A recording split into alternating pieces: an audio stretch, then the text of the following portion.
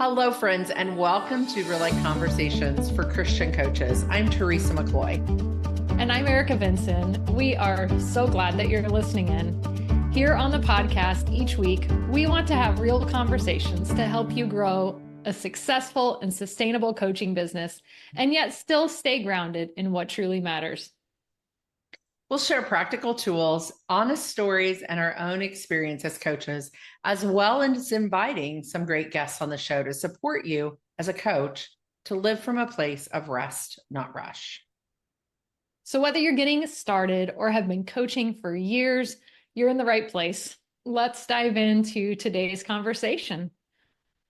Erica, as we were thinking about relaunching this podcast, some of the things that we really wanted to bring, and it goes back to what we were saying in the intro, is just practical tools. What are some practical things that as coaches, especially coming from a Christian coach perspective, as we show up with others, what are some good rhythms, routines, habits that we can form for our business to be successful, to build a successful coaching practice?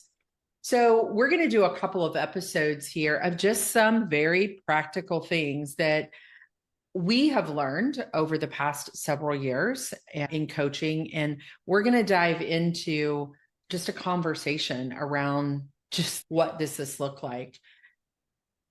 I love this conversation because anytime we're diving into whatever our role is, to say, how is this going to be sustainable is so important. And that's why we're bringing this full circle to say, it's not perfect, but this is the way we've learned to live. And for me, my week starts on Sunday with the Sabbath. And I do even a pre-look to my week on Sunday evening and just look ahead in my schedule and see where am I coaching? What spaces do I have yet to offer that I might want to create some conversation?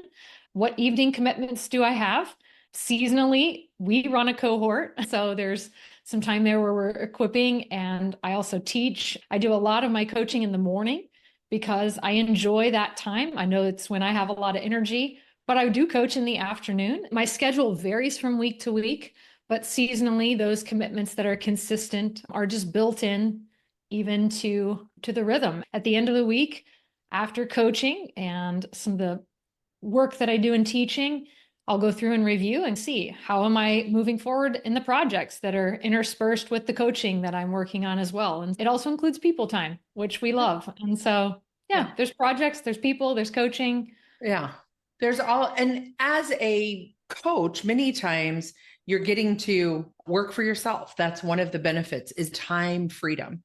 You and I have both taught a lot. So we've come in contact with a lot of coaches there. We've also done a lot of training in our cohort as we train and certify coaches in our content.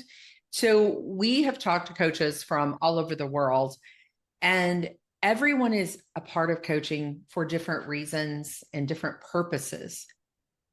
One of the things that I've had a little bit of a pet peeve around in the past few years is this idea of, I'm building a side hustle.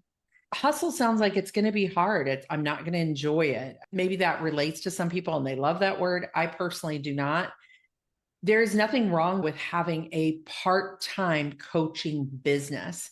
But if you use the word business or practice, I think when you form habits, rhythms, routines around that, you come with a different mindset. Hustle sounds like something I'm constantly going to be selling, whereas I have a business or a practice that's sustainable.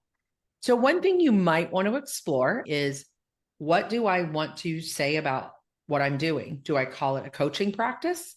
Do I call it a coaching business? Just language matters, I think. Absolutely. And it's part of that habit forming to name our role, frame our work, and say, what do I call myself? How do I show up? Because people are going to naturally have conversations with you.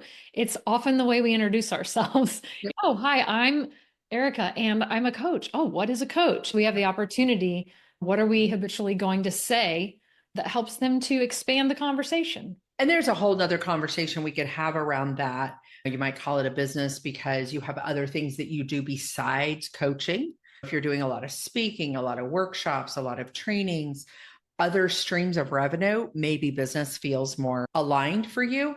If you're strictly coaching, you might say, I have a coaching practice.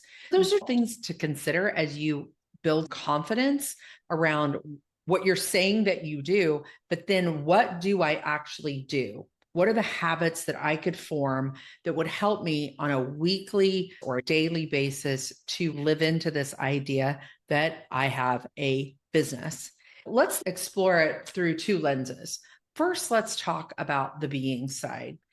One of the reasons we wanted to shift this podcast to real life conversations for Christian coaches is this idea of for us to show up well as Christian coaches, we have to be doing our own inner soul care and self-care to be in the helping profession of using our gifts with our clients. Let's first talk about the being habits.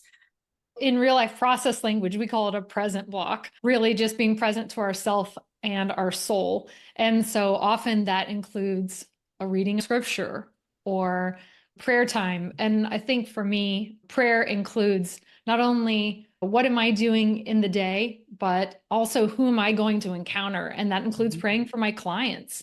And it absolutely changes how we show up. Prayer doesn't always change our circumstance, but it changes us. And so Yes. I love that. Another one that I think is huge is just building margin into our day. How am I paying attention to what's on my calendar and how much space I'm giving in between? And then relationally too. Where are the places where we are connecting, not just with God, but ourselves and others? I think all of those, as we talk about what's the daily time that I spend in preparing for the day. For me, that is an early morning time, much like you said. I'm praying for my clients that I'm going to be meeting with that day or the groups that I'm going to be leading. As we're recording today, we had our network call with our coaches on Wednesdays. I'm always praying for that call and how I'm possibly bringing content or teaching or supporting you as you're teaching. I think another one for me that is a habit that I like to be in is reading in some way, shape, or form, both for my own spiritual journey. So I usually have a couple of books going at the same time. One is more my own journey, and one is something around skill development. It could be a tool that I'm learning about, coaching practice that I'm learning about, rereading a book, even from classes that I've had in the past or things I'm studying. What are you currently reading? Oh gosh, I knew that you might ask me that. I've actually been reading a book recently by Todd Hall, and I just finished some work from him. And that was really more for my own self-care and soul care. In the learning of skill development, I am in a speaking program right now where I'm developing professional speaking. So I'm reading a book that goes along with that program and some of the work around speaking. I think both skill development and internal self-development are important. Absolutely. I usually have a couple going as well. I'm currently reading Treasures in the Dark by Catherine Wolfe, just spiritually, and then just picked up a book called Inner Excellence about training your mind for performance and excellence in life. It was recommended to me by one of our coaches. I love that mindset space. We get book recommendations all the time. As you hang out with other coaches, you get a lot of those, and we try to make reference of them in our community because there's always a great book on the market. And I think that's part of that habit space. We've used the word habit several times, and I don't want to take for granted that, somebody knows what a habit is. I think most listeners would. But as we think about the idea of habit, what I find helpful is when you attach an action to another action, you often can develop that habit. I'll never forget you teaching one time and talking about brushing your teeth. And while you're brushing your teeth, your mind is triggered to pray for a certain person or do a certain thing. So the idea of a habit is I form a habit by it attaching sometimes to something else that you're already doing. You make your coffee every morning or brush your teeth or do certain things. So what else could it remind you to do? What I find interesting about habits is we have them, whether we realize them or not, whether we acknowledge. So Yeah. what is different about forming a habit? Let's form ones that are feeding into our being, are developing us, because if not, we have habits, whether we know it or not. Yeah, we absolutely get to be intentional with them. And for me, one of them is just lighting. And if you're listening to the audio version, you're not going to be able to see it, but YouTube listeners, this little circle of friends candle, as I light that candle and I'm getting ready to coach, that's my prayer time, even for that client. Those two things are stacked, that habit stacking. Yeah. Habit stacking. And there's lots of books out there and lots of references to those kinds of things. As we have taught content about habits, and we have podcasts that we can reference back to about those things, I often think that one of the beauties, especially in the being side of good habits for a coach, if you do them long enough, they actually become a rhythm. Yeah. Many times they move into then just a spiritual rhythm of, if I do it in this way, in this time.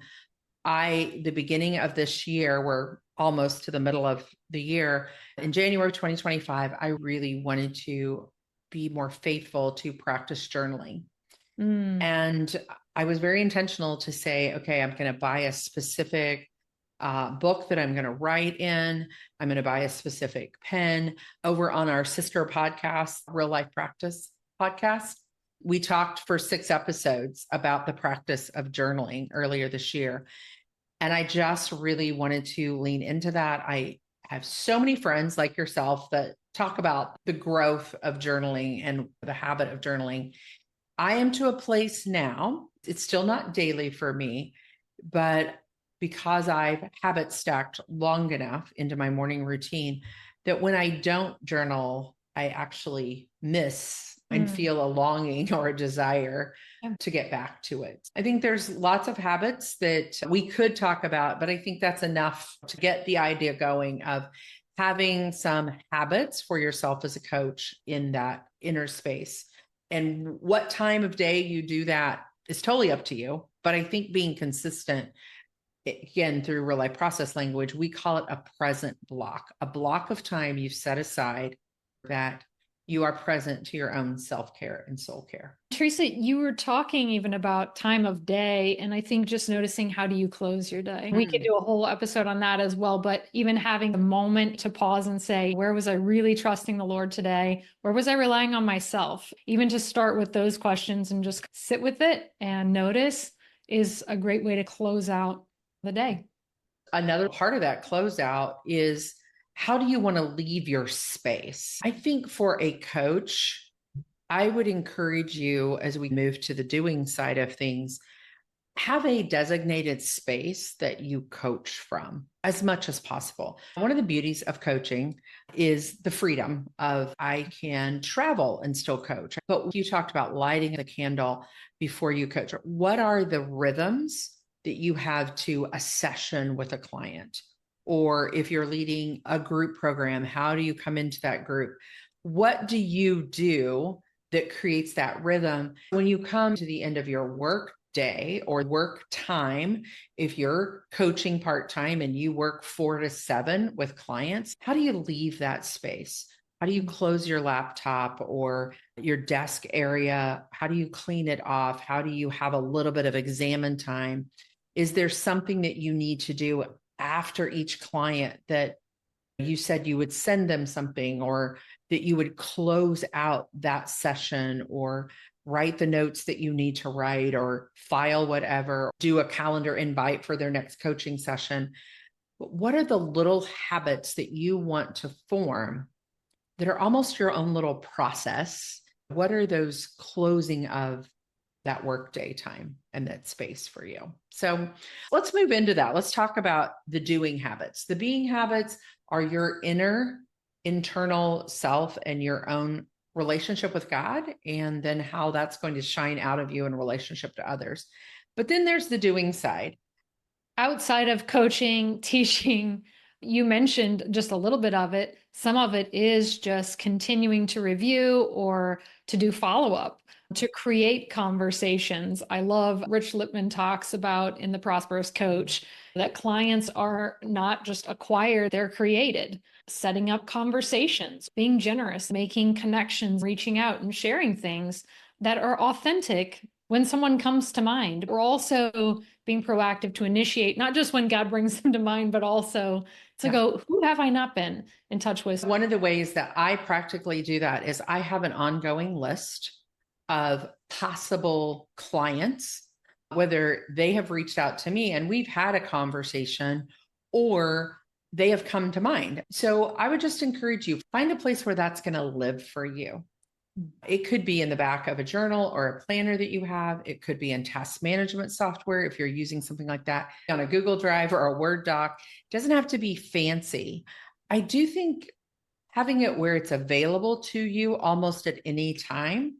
So if it's on your phone, in the notes app, or wherever that might be, but somewhere where you have a living, breathing kind of a list, so that if you see an article, if you read something in a book and it comes to mind, you could send that to someone. You could share it with them. Hey, just thought about you from our previous conversation.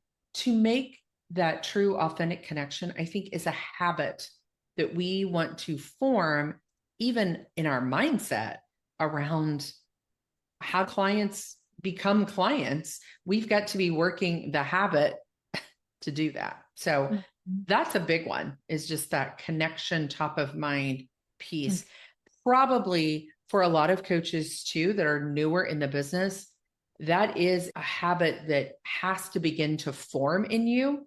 And there's a lot of fear around that because, oh, I don't want to be that salesperson. I don't want to be pushy. I don't want to be, my friend Justin Janaski says, sales is love. It's loving people and connecting with them. I think that's a huge habit to form for a coach. I think another area that we have to pay attention, if we truly are a business owner, with something I had to do some mindset work around, is tracking our finances. Yes. And if that's even something that brings resistance as you're hearing it, I'm with you. I see you.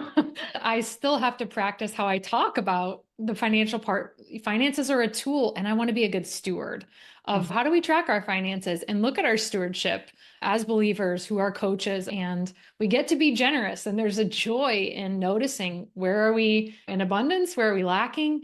And it really is a wise way to walk as a coach. Right. What is the budget? What am I spending weekly, daily, monthly on my business? We'll talk about that some more in the next episode, where we talk about quarterly habits, quarterly things you might be doing as a coach. But it's also just being aware of, every week, do I want to track my expenses, or is that a monthly thing that I'm going to do? Are there invoices that I need to send out on a regular basis? The worst thing is you have the clients and they're paying you and you don't invoice them, or you don't set up a way for them to pay you. And you've already done 2 or 3 sessions. Now they owe you money. So what's the habit that you can form? I think one of the best ways to form habits around things like finances and scheduling, reaching out, marketing, some of these things we want to do, is to put a block of time on your calendar that's reoccurring. So every Friday you take care of these things, or every Wednesday afternoon and Friday afternoon. What are the times that you're being the CEO of your business and that you're spending certain time doing certain things? The more that you create that habit of it happens on the same day, same time, actually the easier it gets. And we only say this because we've been there. Like Erica said, finances for both of us. And I would say for many people, especially if you've never owned a business before, or had a business where you needed to ask people for money and you needed to set up a payment system. What's that going to be? Keep it as simple as you possibly can. All those things for many people are very new if you've never had a business before. Or if you work in ministry and you're a coach, because there are things you're volunteering in. And as you speak about your business, just getting in that habit of showing up and saying, as part of my business, and continue to share with what you do. Those boundaries are part of the doing too. I think another doing habit is for your own self. And this ties to both the being and the doing. Who is speaking into your life? So that could be a spiritual director. That could be a coach. We can't say this enough. A habit is, every good coach has a coach. Absolutely. I am amazed sometimes at the people that we meet that want to be a coach or get into a coaching business and they've never experienced coaching. They've never had a coach. And I'm like, how do you even know that this is something you would love? You need to experience coaching and be growing as a coach by having a coach. That will improve both your being and doing side as you create that habit. For most people, this might be monthly, at least. For some, it's weekly.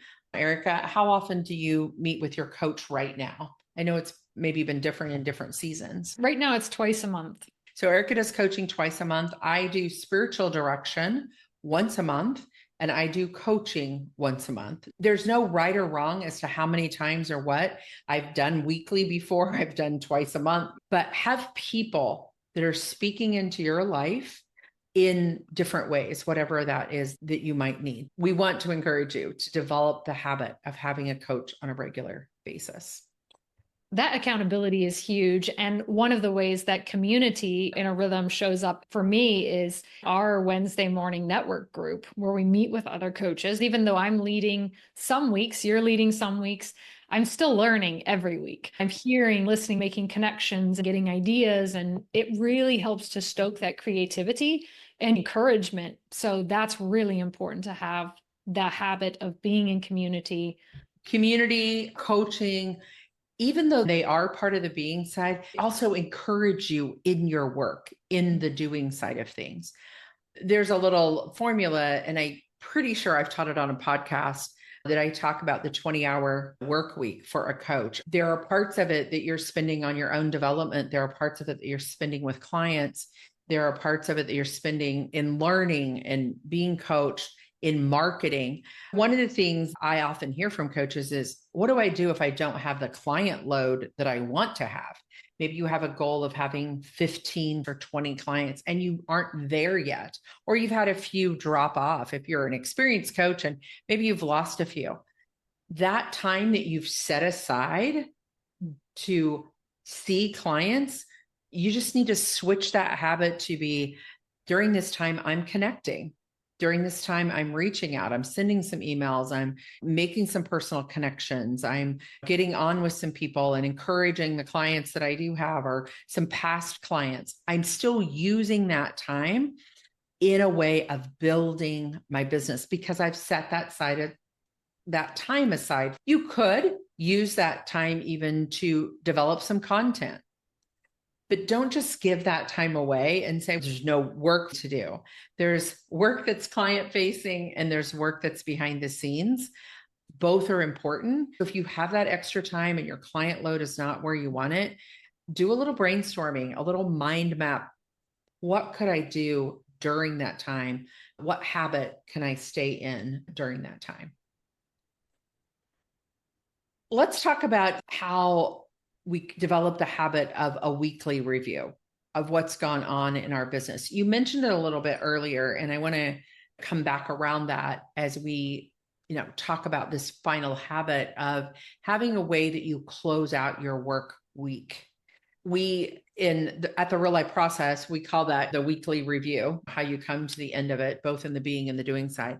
But the habit of, I have a time where I close out my work for the week. I use time blocks quite a lot just to consider and think about, how was I present with God this week? And for me right now in this season, I do it in a variety of ways. Where was I in the Word? Where was I journaling? How present was I throughout the day in prayer? What does that present block look like? Who are the life-giving people that I connected with throughout the week? What was I missing? Where could I have made a connection? What progress did I make on the projects that I'm working on? So those specific action steps. It gives me time to celebrate in the things that I move forward in, and then also to go, yep, that needs to be carried forward, or actually that wasn't that important and it can come off my list. And then I review even the tasks that I have left to do. And that's that prep block, just to say what needs to be carried forward. You challenged our team this year and gave us a little journal to write down each week, what are we celebrating and how we move forward in our business, or an aha or a learning, something that we've had. And so that's been a fun integration specifically just for business that I've been doing weekly as well. What about for you, Teresa? When Erica refers to those 4 time blocks, that's something that we teach at the Real Life process.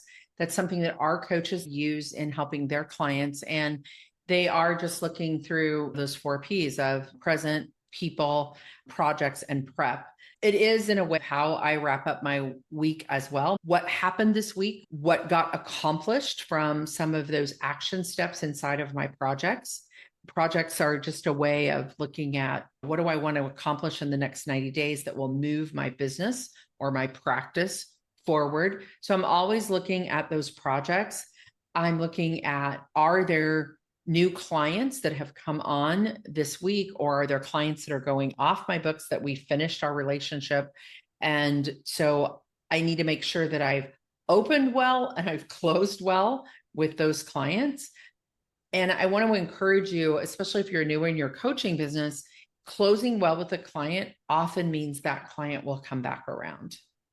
Just because someone goes off your books doesn't mean you might not coach with them again a year from now, or they might ask to come back and, hey, I need to coach with you again around some things. I always want to finish well. What do I need to wrap up so I can lay down, whether it's with clients, projects, or my task list, which is the everyday ordinary things that we do.